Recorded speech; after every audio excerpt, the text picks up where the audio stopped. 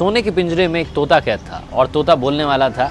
राजा जी के यहाँ पर यह प्रथा थी कि महीने में 2 बार कथा होती थी और कथा सुनाने के लिए जब भी पंडित जी आते, जब भी वो अध्याय खत्म करते, तो हर अध्याय के आखिरी में कहते हरि मिले तो बंधन छूटे। और जैसे ही पंडित जी ये कहते, तोता कहता पंडित झूठा है।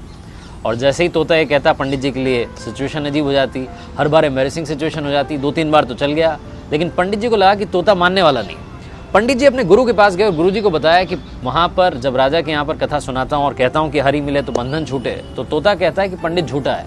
ये तोता पंडित झूठा है बार बार क्यों कहता है? तो गुरु जी ने कहा कि चलते हैं, चल करके तोते से बात करते हैं। गुरु जी पंडित जी के साथ में तोते के पास पहुंचे और तोते से पूछा कि भैया बात क्या है?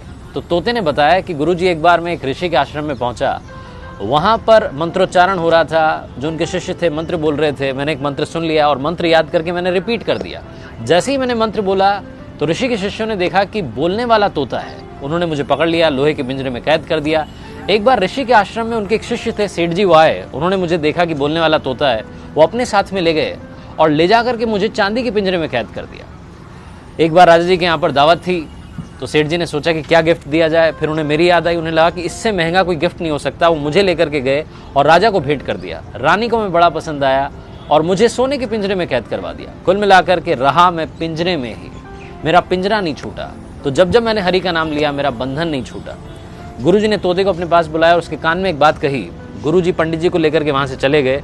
अगली सवेरे जब सुबह हुई तो राजा के सेवकों ने देखा कि पिंजरे में तोता मरा हुआ था, उल्टा पड़ा हुआ था। उन्हें बड़ी चिंता हुई और राजा को बुलाने गए। पिंजरे का गेट खोला और जैसे ही गेट खोला, तोता उड़ गया और उड़ते उड़ते बोला, गुरु मिले तो बंधन छूटे। इस लाइफ में सही गाइडेंस का होना बहुत ज़रूरी है। आप किससे सलाह ले रहे हैं, बहुत ज़रूरी है।